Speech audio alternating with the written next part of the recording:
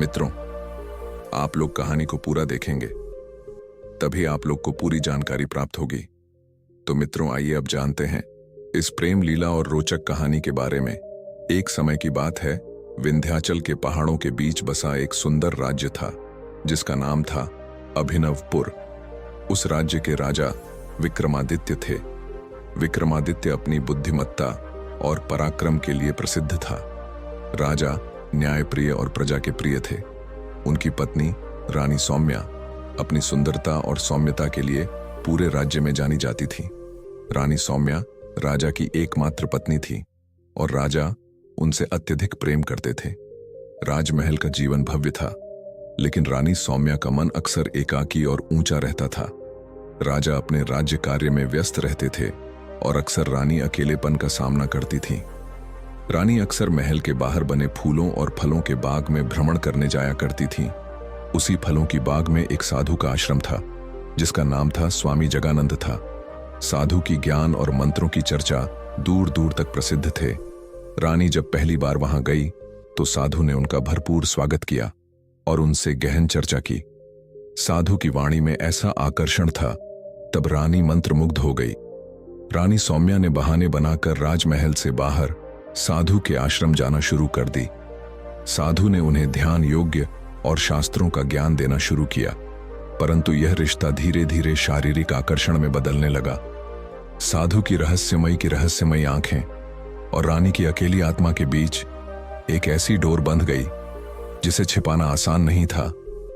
रानी ने इस रिश्ते को राज रखने के लिए बहुत सावधानी बरती।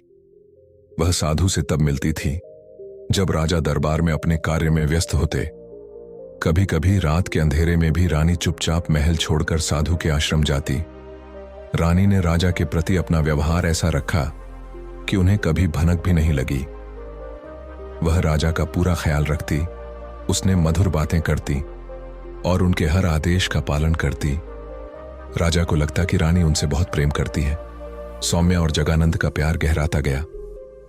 साधु का व्यक्तित्व इतना हास्यमय था कि रानी उसमें पूरी तरह डूब चुकी थी। फूलों फलों बाग का वह आश्रम अब रानी के लिए एक ऐसा स्थान बन गया था जहां वह अपनी सभी चिंताओं और महल के नियमों को भूल जाती थी। रानी ने महल के सेवकों को भी अपनी चालाकी से वश में कर लिया था। जब भी वह आश्रम जाने का मन बनाती, वह महल के भीतर किसी उत्सव या पूजा का आयोजन करने की बहाना बना देती। सेवक और मंत्री उसी कार्य में व्यस्त रहते और रानी साधु से मिलने के लिए चुपचाप निकल जाती। रानी के महल छोड़ने के समय को इतना योजनाबद्ध किया जाता कि राजा विक्रमादित्य को कभी किसी बात का आभास नहीं हुआ। रानी राजा के साथ जब बेड पर बैठी दिन में समय बिताती तो उन्हें अपनी मुस्कान और प्रेम भरे शब्दों से भरपूर संतुष्ट करती। राजा को यह यकीन था कि रानी उनके प्रति पूर्णतः समर्पित है। साधु जगानंद ने रानी को यह यकीन दिला दिया था कि उनकी आत्मा को शांति केवल साधु के साथ ही मिल सकती है। रानी ने धीरे धीरे महल के कुछ गहने और बहुमूल्य वस्तुएं साधु को देना शुरू कर दिया। वह साधु के लिए अनमोल चीजें लेकर आती और बदले में साधु से मंत्रों और रहस्यमय शक्तियों का ज्ञान प्राप्त करती। साधु ने रानी को यह भी समझा दिया था कि वह एक दिव्य आत्मा है और उनका यह मिलन ईश्वर की योजना का हिस्सा है। रानी ने अब पूरी तरह से साधु पर विश्वास करना शुरू कर दिया था। महल के कुछ सेवकों ने रानी के व्यवहार में बदलाव महसूस किया। उनकी गैर मौजूदगी के दौरान महल में गुपचुप बातें होने लगी, लेकिन इतनी रानी चतुर थी कि उन्होंने हर अफवाह को दबा दिया। उन्होंने उन सेवकों को इनाम और अधिकार देकर अपनी ओर कर लिया। एक दिन साधु जगानंद रानी सौम्या से कहा, हे प्रिय, अब राज्य का असली नियंत्रण तुम्हारे हाथों में होना चाहिए। राजा केवल एक दिखावा है। मित्रों, रानी तो अब साधु के प्रति अपने मन और शरीर से पूर्णतः समर्पित हो चुकी थी। इस विचार से सहमत होने लगी। साधु ने धीरे धीरे रानी को समझाया और कहा कि हे प्रिय, यदि तुम चाहो तो राजा को पीछे छोड़कर स्वयं राज्य की महारानी बन सकती हो। जब रानी सौम्या अपने महल के अंदर थी तो यह विचार रानी के मन में एक चिंगारी की तरह जल उठा। अब रानी के अंदर महत्वाकांक्षा और मोह का संगम हो चुका था। एक दिन जब रानी साधु के पास गई तो साधु ने रानी से कहा, अब समय आ गया है कि मैं महल के भीतर प्रवेश करूं। तुम्हें मेरी शक्ति का अनुभव हर समय होना चाहिए। रानी ने चुपके से साधु को महल के भीतर एक गुप्त स्थान में रहने की अनुमति दे दी। रानी ने महल के पुराने कक्षों में से एक को सजवाया और उसे साधु के रहने योग्य बना दिया। साधु अब महल में छिपकर रहने लगे, लेकिन इस बात का पता केवल रानी और उनकी सबसे विश्वास पात्र दासी को पता था। साधु ने राजा के दैनिक कार्यों और महल के नियम कानूनों पर गहराई से नजर रखनी शुरू कर दी। साधु ने रानी के माध्यम से राजा विक्रमादित्य पर भी अपनी शक्ति का प्रयोग करना शुरू कर दिया। वह रानी को कुछ खास जड़ी बूटियां देता, जिन्हें रानी राजा के भोजन में मिलाकर उन्हें कमजोर करने लगी।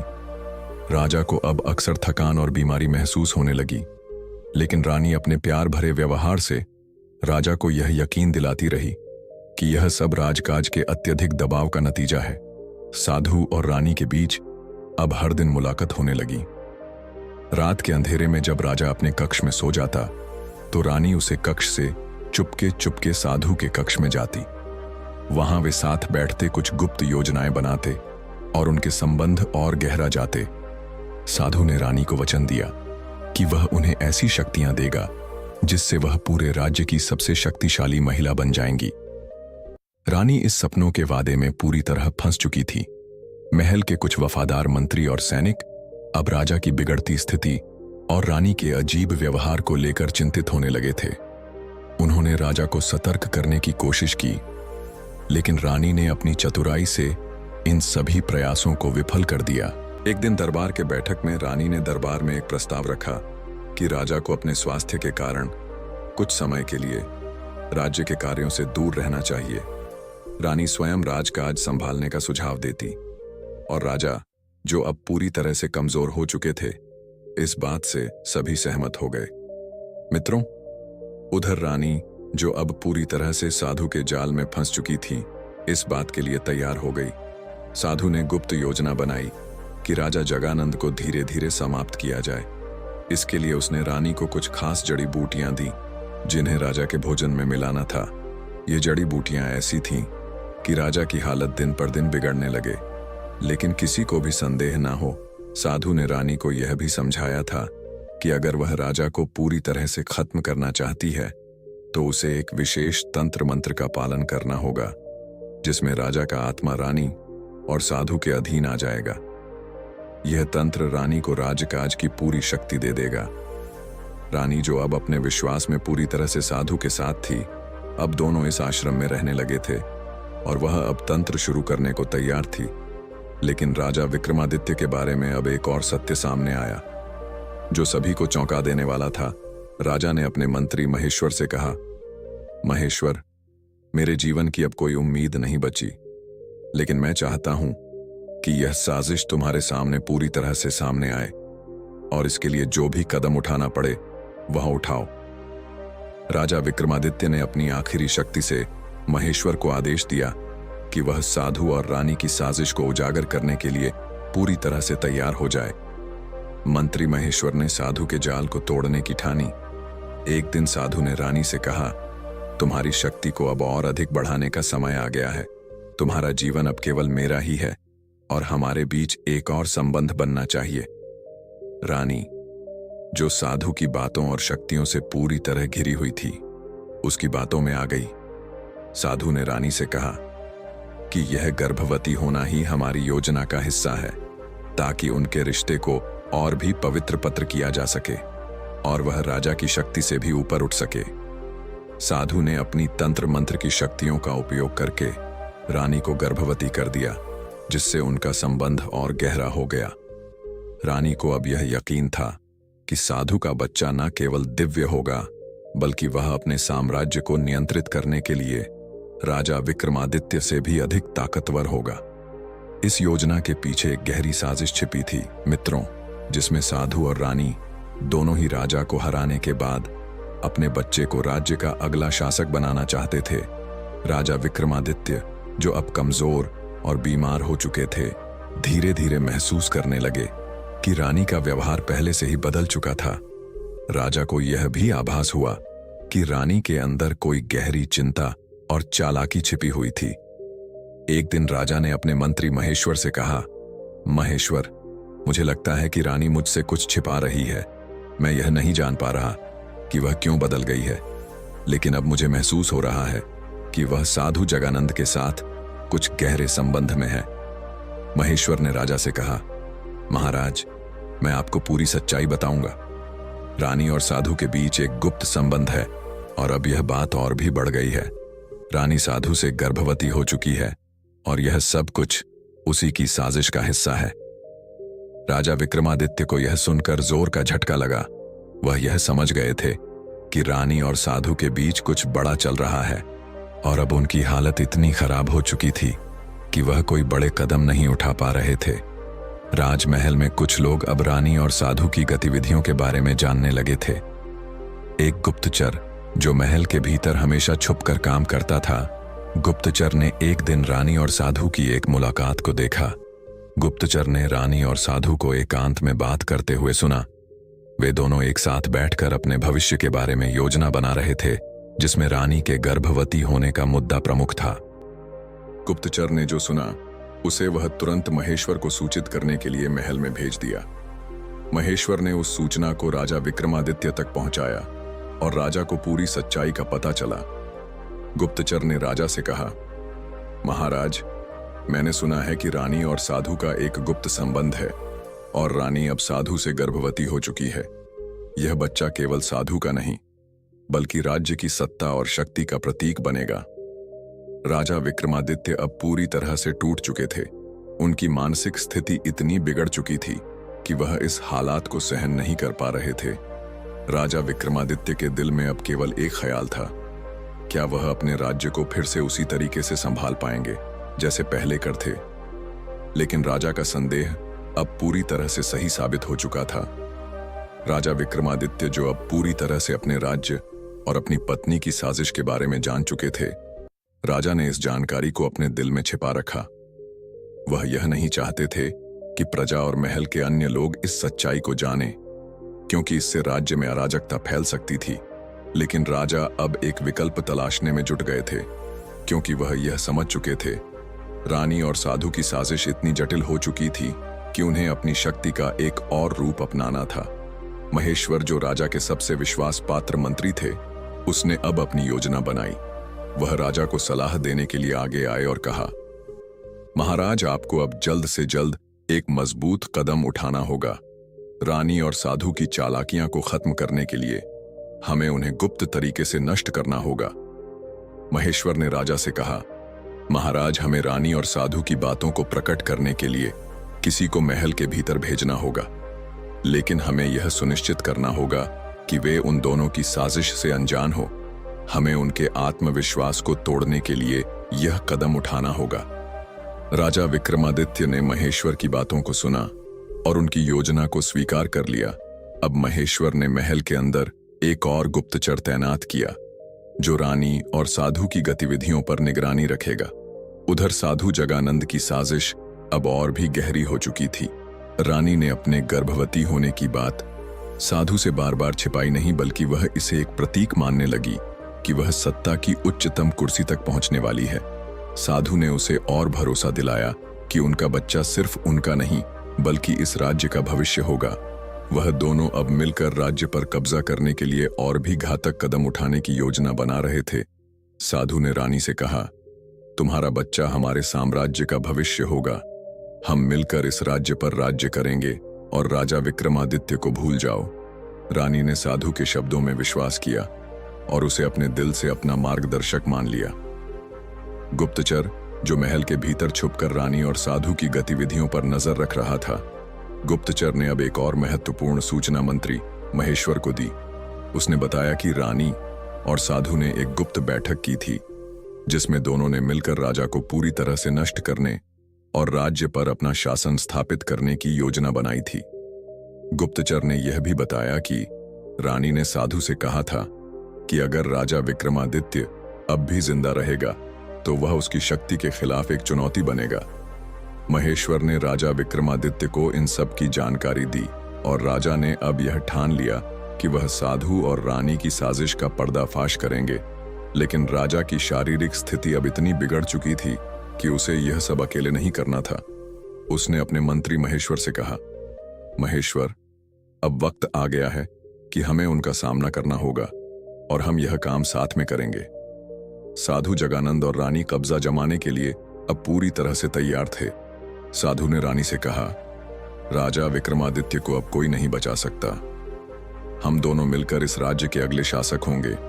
साधु और रानी की योजना अब इस स्तर पर पहुंच चुकी थी कि वे राजा विक्रमादित्य को पूरी तरह से अपदस्थ करने की योजना बना चुके थे और उनका बच्चा राज्य का नया शासक बनेगा। राजा विक्रमादित्य, जो अब लगभग मृत्यु के कगार पर थे, राजा ने अपनी पूरी ताकत लगाकर एक अंतिम कदम उठाने का मन बनाया। वह जानते थे कि अगर वह इस समय पर कोई बड़ा कदम नहीं उठाएंगे तो उनके राज्य की स्थिति हमेशा के लिए खतरे में पड़ जाएगी। महेश्वर ने राजा से कहा, महाराज, यह साजिश अब खुली है। अगर हम इसे अब रोकने में सफल नहीं हुए तो यह राज्य हमारे हाथ से निकल जाएगा। राजा ने एक गहरी सांस ली और महेश्वर से कहा, हम इस साजिश को खत्म करेंगे, चाहे इसके लिए मुझे अपनी जान भी क्यों ना देनी पड़े। राजा विक्रमादित्य, जिन्हें महल और प्रजा में एक शक्तिशाली और न्यायप्रिय शासक माना जाता था, असल में इतने कमजोर और बीमार नहीं थे जितना सब सोच रहे थे। यह सब एक गहरी साजिश का हिस्सा था। असल में राजा को धोखे से बीमार बना दिया गया था ताकि वह साधु रानी सौम्या के साथ संबंध बना सके और वह गर्भवती हो जाए। यह सब साधु जगानंद के साथ मिलकर राजा को अपने जाल में फंसा चुका था। साधु जानता था कि रानी को गर्भवती करने के बाद ही वह अपनी पूरी साजिश को अंतिम रूप दे सकता था, लेकिन साधु ने यह साजिश इतनी गुप्त और प्रभावशाली तरीके से रची कि राजा विक्रमादित्य को भी यह समझने का कोई मौका नहीं मिला।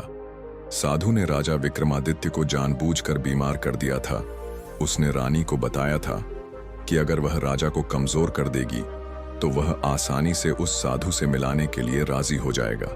साधु ने अपने तंत्र मंत्र का इस्तेमाल किया और राजा के शरीर में ऐसी बीमारियां घुसा दी जो पहले उसे बिल्कुल भी नहीं थी।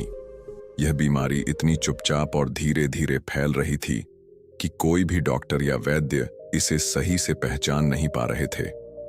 रानी, जो अब साधु के हर निर्देश का पालन कर रही थी, धीरे धीरे राजा के लिए ऐसा माहौल तैयार कर रही थी जिसमें वह कमजोर हो जाए और अपनी आत्मनियंत्रण खो बैठे। राजा विक्रमादित्य ने अपनी कमजोरी को महसूस किया, लेकिन वह यह नहीं समझ पाए कि यह सब कुछ साधु और रानी की साजिश का हिस्सा था। जब राजा विक्रमादित्य का शरीर पूरी तरह से कमजोर हो गया तो रानी ने साधु के साथ मिलकर एक गुप्त रात बिताई। यह रात राजा के लिए एक बड़े बदलाव का कारण बन गई। रानी को गर्भवती करने के बाद साधु ने पूरी योजना को अदृश्य रूप से पूरा किया। कोई भी नहीं जानता था कि रानी और साधु के बीच यह घटना घटित हो चुकी थी, क्योंकि रानी ने इसे गहरी रहस्य की तरह रखा था।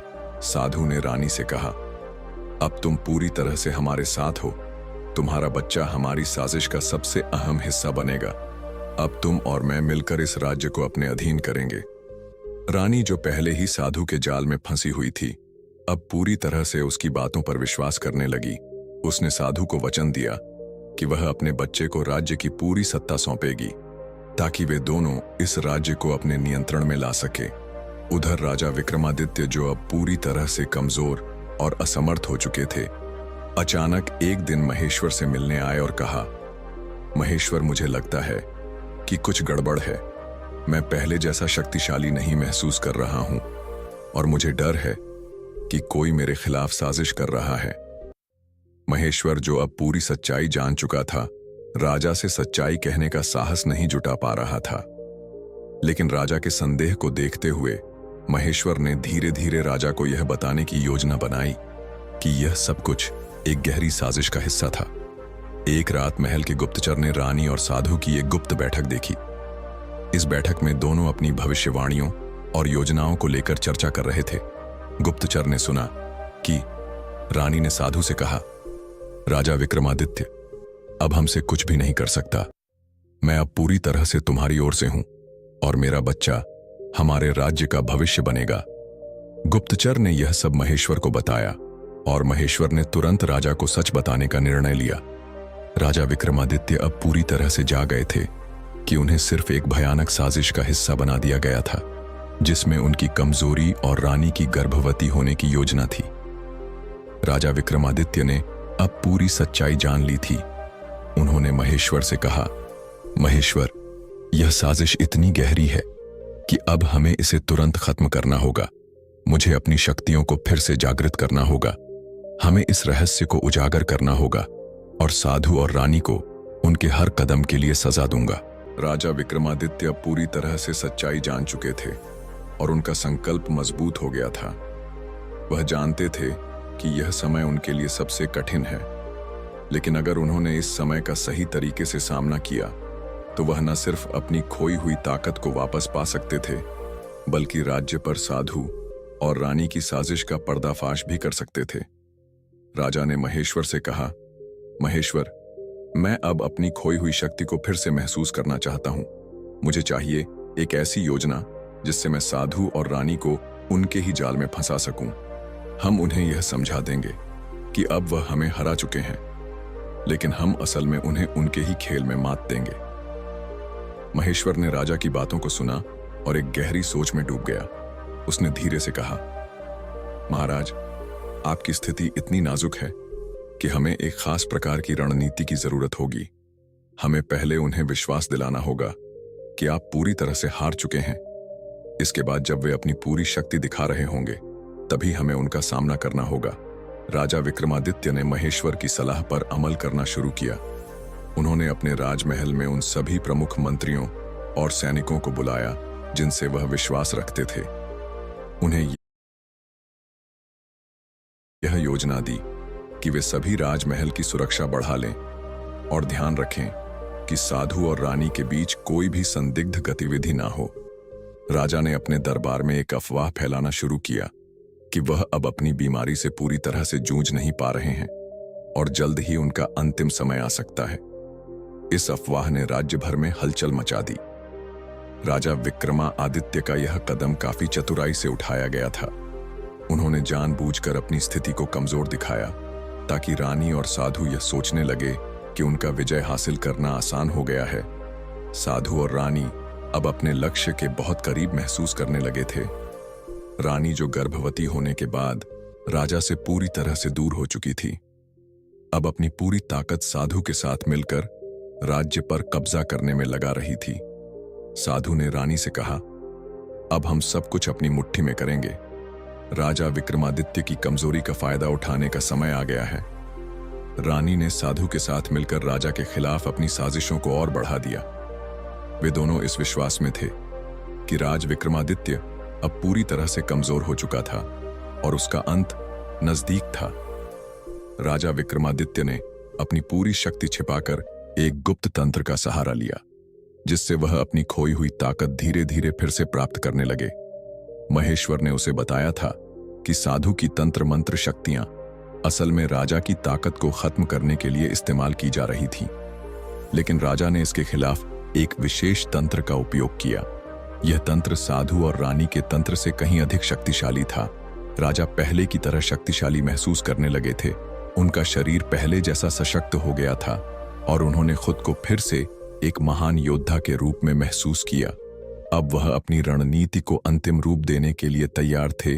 राजा विक्रमादित्य ने एक अंतिम बैठक सभा बुलवाया। इस सभा में पूरे राज्य के मंत्री, अधिकारी और दरबारी शामिल हुए। रानी और साधु को भी बुलाया गया, लेकिन वे दोनों यह नहीं समझ पा रहे थे कि राजा अचानक इतनी जल्दी स्वस्थ कैसे हो गए हैं। राजा ने सभा में घोषणा की, हे दरबारियों, आज मैं आपको बताना चाहता हूं कि मैंने अपनी कमजोरी को धोखे से आपके सामने पेश किया। यह सब मेरी साजिश थी ताकि मैं साधु और रानी की चालाकी का पर्दाफाश कर सकूं। सभी लोग स्तब्ध रह गए। राजा ने फिर अपनी पूरी योजना का खुलासा किया। उन्होंने बताया कि साधु और रानी ने एक जटिल साजिश रची थी, जिसमें रानी को गर्भवती करना और राजा को कमजोर करना शामिल था। रानी और साधु की आंखों में अब डर था। उनकी पूरी योजना नष्ट हो दो और यह दोनों काल कोठरी से आजीवन बाहर निकल ना पाए। इन्हें आजीवन कारागार में ही रखना। मित्रों, फिर राजा की अनुमति पाकर सैनिकों ने रानी और उसे साधु को षड्यंत्र रचने के अपराध में कारागार में डाल दिया। मित्रों, रानी और साधु की साजिश अब पूरी तरह से विफल हो चुकी थी। सभी दरबारी राजा की बुद्धिमत्ता और धैर्य की सराहना करने लगे।